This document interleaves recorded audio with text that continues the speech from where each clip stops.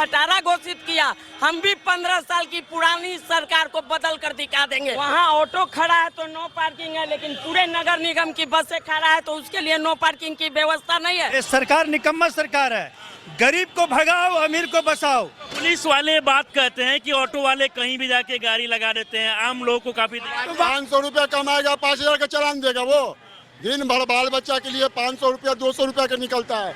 जरा मनी सवारी उतारता है आदमी, वहाँ 5000 का चालान कर। फोटो खींच करके फाइन कर रहे हैं। हाईकोर्ट ने रोक लगा दिया कि फोटो खींच करके फाइन नहीं करना। इस बार हम लोग तेजस्वी को वोट देंगे। अभी तो ये टेलर है, अभी पूरा सिनेमा बाकी है। विधानसभा गेट पर समय आएगा तो आत्मदाह तक कर देंगे। देखिए, अभी हम पटना के रेलवे स्टेशन के पास खड़े हैं, जहां पर आप देख सकते हैं कि बिहार के तमाम ऑटो वाले पटना के सड़कों पे उतरे हैं। और आखिरकार क्या ऐसी समस्या है कि ऑटो वाले जो है ऑटो चलाना छोड़ के सड़क पे उतरे हैं? खुद इन लोगों से हम जानने का प्रयास करेंगे, क्यों आप लोग सड़क पे उतरे हुए हैं। सड़क पर उतरने का मुख्य कारण है जो परिवहन विभाग ने जो आदेश दिया है, वो आदेश जो क्या तहत जो कार्रवाई की जा रही है ट्रैफिक के द्वारा, उस कार्रवाई को वापस लिया जाए। क्या कार्रवाई किया जा रहा है कि व्यवस्था कहीं दिया नहीं गया है और उस व्यवस्था के नाम पर पैसा का वसूली किया जा रहा है। आप उसको जो है नो एंट्री के नाम पर फाइन कर रहे हैं, फोटो खींच करके फाइन कर रहे हैं। जहाँ नो पार्किंग नहीं है वहाँ का भी गाड़ी वाले को फाइन कर रहे हैं। चालकों के साथ परेशानी है कि स्टैंड नहीं है। गलत जगह अगर गाड़ी लगाते हैं तो फाइन तो किया भैया, जब गलत जगह रहेगा तब ना। आप फोटो खींच करके फाइन कर रहे हैं। हाईकोर्ट ने रोक लगा दिया कि फोटो खींच करके फाइन नहीं करना है। अब तो मेरे ही गाड़ी का फोटो खींच करके फाइन किया, हमने लिख करके दिया है आवेदन। तो आप टेम्पो वाले को क्या सोच रहे हैं? वो कितना पढ़ा लिखा है कि वो आपको जाकर के आपका विरोध करेगा? सबसे पहला क्या कारण है कि ऑटो वाले को इतना परेशान किया जा रहा है? परेशान किया जा रहा है कि रोड पर जो परिवहन विभाग द्वारा जो चलाने के लिए जो दिया गया है अनुज्ञप्ति, जिसका रजिस्ट्रेशन किया गया है, उसको परमिट नहीं दिया गया। दूसरी चीज़ की रोड पर अतिक्रमण बहुत ज़्यादा है। ये आपका जो है पटना नगर निगम कोई काम नहीं कर रही है, खाली रोड पर से लोगों का पैसा वसूलने का काम करती है। एक तरफ से वो अतिक्रमण हटाती है, दूसरे तरफ से अतिक्रमण बढ़ जाता है, रोड हो जाता है संकीर्ण। तो ऑटो वाला तो पैसेंजर उठाएगा ही, ऑटो पैसेंजर उठाएगा तो जाम लगेगा ही। उसका समाधान जो है दोनों को मिलकर करना था, परिवहन विभाग को भी करना था और नगर निगम को भी करना था, लेकिन ये लोग काम नहीं कर रही है। सारा दोस्त ऑटो वालों पर ही डाल दिया जा रहा है, ये गलत है। दूसरा चीज़ है कि हमने ट्रैफिक एसपी साहब को ये स्टेशन एरिया के लिए हम लोग सारे यूनियन वाले 2 महीना के लगभग हम लोगों ने पूरा सपोर्ट किया है पूरा। और हम लोग उम्मीद करते हैं कि अगर ट्रैफिक द्वारा यह व्यवस्था सुदृढ़ नहीं होती है तो बीएमपी के द्वारा इसकी व्यवस्था को सुदृढ़ किया जाए और नगर निगम को यह आदेश दिया जाए कि इस तरह से गलत पार्किंग जो रोड पर बनाया गया है या वेंडर जोन बनाया गया है उसको हटाया जाए, व्यवस्था दिया जाए। पार्किंग बना है उससे आप लोगों को समस्या हो रहा है? बहुत तकलीफ है। रोड समस्या हो रहा है? समस्या के आने जाने में तकलीफ पब्लिक को भी हो रहा है, टेम्पू वाला को भी हो रहा है। और गांधी मैदान को तो ऐसा रूटे कर दिया है कि गांधी मैदान सीधे डबंगला से कोतवाली घुमा दिया और कोतवाली से कौन मंदिर है, इस्कॉन मंदिर के पास इतना जाम लगता है कि काम बतावे। हम लोग 1.5 घंटा पार्किंग बना है, वहाँ सवारी आता है कि नहीं? सवारी बस एक आध 2 टिप खुले, दिन भर हम लोग ऐसे ही बैठे रहते हैं पार्किंग में। गांधी मैदान के गाड़ी का एक भी सवारी नहीं आता। और एक तो दलाल बैठा हुआ है, वो फोटो खींच के भेज दे रहा है, जो बेली रोड बोरी रोड पर चालान भी काटा जा रहा है। चालान काटा जा रहा है रोड पर। जब सवारी उतार रहे हैं ना तो पीछे से मोटरसाइकिल वाला आके फोटो ले रहा है। 500-1000 रुपया डेली कट रहा है? डेली कटता है। मतलब 500-1000 तो कमाते ही होंगे? वो भी हम लोग तो सब उसी को कि 500 रुपया कमाएगा, 5000 का चालान देगा। वो दिन भर बाल बच्चा के लिए 500 रुपया 200 रुपया का निकलता है। जरा मनी सवारी उतारता है आदमी, वहाँ 5000 का चालान कर देगा तो कहाँ से देगा? टोटो कोई शौक से चलाता है, मजबूरी में चलाता है। बहुत परेशानी है सर, परेशानी। मांग क्या रहेगा आप लोग का? मांग का वही है कि मांग कुछ नहीं है, सुविधा से काम करने दिया जाए।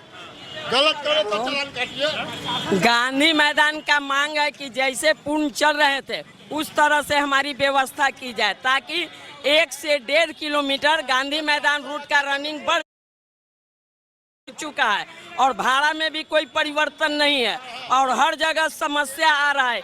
यहाँ पुलिस वाले बात कहते हैं कि ऑटो वाले कहीं भी जाके गाड़ी लगा देते हैं, आम लोगों को काफी तो बात चिन्हित है ना। सवारी उतारेगा उसका सर, आप ही बताइए। गांधी में सवारी उतारने का चिन्हित दीजिए, वहाँ पर सवारी उतारेगा। बस भी वहीं पर उतारा है, टेम्पू भी वहीं पर रहा, मोटरसाइकिल वाला आके आगे लगा दिया, कर रहे बढ़ाओ। तो हम लोग बढ़ावे का इतना ही सा जगह में ठेला भी है और टेम्पू भी है, ई रिक्शा भी है, बस भी है, तो वह जाएगा कहाँ ही बताइए।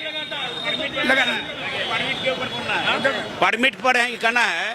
जब आपने नया रजिस्ट्रेशन किया डीटीओ कार्यालय में, आपने उसे 5,650 रुपया परमिट के नाम पर अपने जमा करवा लिया। जमा कराने के बाद उसको अपने परमिट दिया नहीं। देहाती क्षेत्र शहरी क्षेत्र में जो परमिट पहले जो गाड़ी चल रही थी उसको आप जबरन बंद करवा दिया गया। और जबरन बंद करवा करके जो अनुज्ञप्ति रिलीज किया गया था परिवहन विभाग से, उन लोगों को गाड़ी दिया जाए जो पहले से परमिट लिए हुए थे।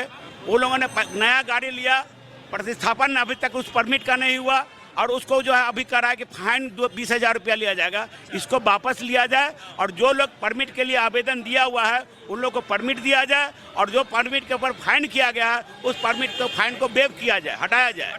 हाँ। क्या मांग रहेगा आपका? आप भी ऑटो चलाते हैं, क्या दिक्कत हो रहा है? ऑटो चलाने में बहुत दिक्कत होती है। रिजर्व कहूँगे हम तब चलते हैं, नहीं जाने देते हैं।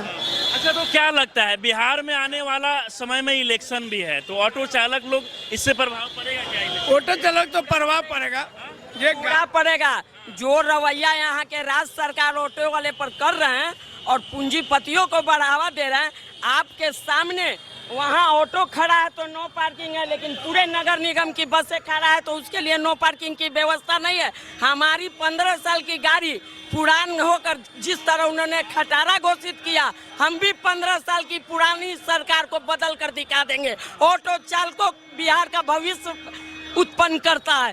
यदि हमारी बातें राज्य सरकार नहीं मांगेगी, पटना से बाहर करने का ये पूंजीपतियों का तरीका है, वो खुल के नहीं आ रहे। हम लोग अपना रोजगार बनाए हुए हैं, सरकार हमें कोई रोजगार नहीं दे रही है और रोजगार छीनी जा रही है।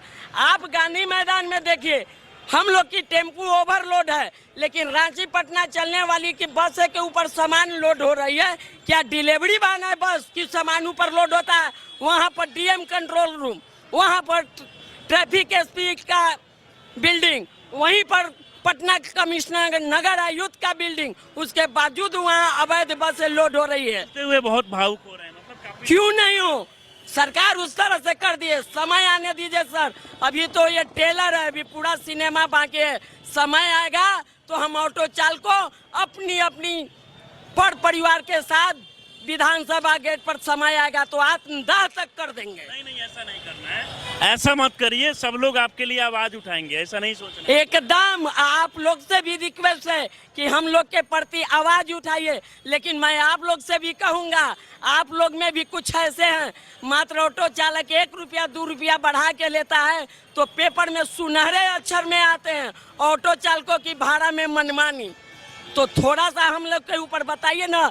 अभी गांधी मैदान जाने में 1 किलोमीटर घूमना पड़ रहा है, तो यदि हमें 1 किलोमीटर घूमना आना और जाना पड़ रहा है 2 किलोमीटर, तो उस हिसाब से भारत सरकार 2 किलोमीटर की बढ़ाएगी। कहते हैं कि भाड़ा भी बढ़ाना चाहिए। क्यों नहीं? आपको ये भी अवगत करा देते हैं कि हमारे माननीय एमएलसी नवल किशोर बाबू द्वारा एक बार 2012 में भाड़ा का मुद्दा विधानसभा में उठाया गया था और उस समय भाड़ा बढ़ा। 2012 से आज तक ऑटो की भाड़ा नहीं बढ़ा। क्या लगता है कि चुनाव में आप लोग जवाब देंगे? ना बिल्कुल जवाब देंगे। ऑटो चालक हम लोग बस वही गरीबी को अब लाना, गरीब जो है वही सरकार को। ये सरकार निकम्मा सरकार है। गरीब को भगाओ, अमीर को बसाओ, गरीब पर कोई रहम नहीं है। पूरी पटना में बताइए ऑटो चलने की कई जगह आपको दिया है, पूरी रास्ता ब्लॉक रहता है। सारे बसें जिसमें ऑटो चल रही है, जिसमें रिक्शा चल रहा है, जिसमें पब्लिक चल रहा है, उसमें बस भी चल रहा है। हर सेकंड पर मिनट पर आपका बस चल रही है। बताइए कहाँ जगह है? इस बार किसको वोट देंगे ऑटो चालक? इस बार हम लोग तेजस्वी को वोट देंगे और सरकार बनाएं, क्योंकि सरकार गरीबों के साथ बहुत ज़्यादा मनमानी कर रही है। हम लोग एक तरफ तो कर्ज लेकर टेम्पू और ई रिक्शा चला रहे हैं और किसी तरह 400-500 रुपया कमाते हैं, उसी में बाल बच्चों को पोसते हैं, पढ़ाते हैं, खिलाते हैं, किराया देते हैं। बताइए कितना निंदनीय बात है कि हम 400-500 में पूरे परिवार चलाते हैं क्या?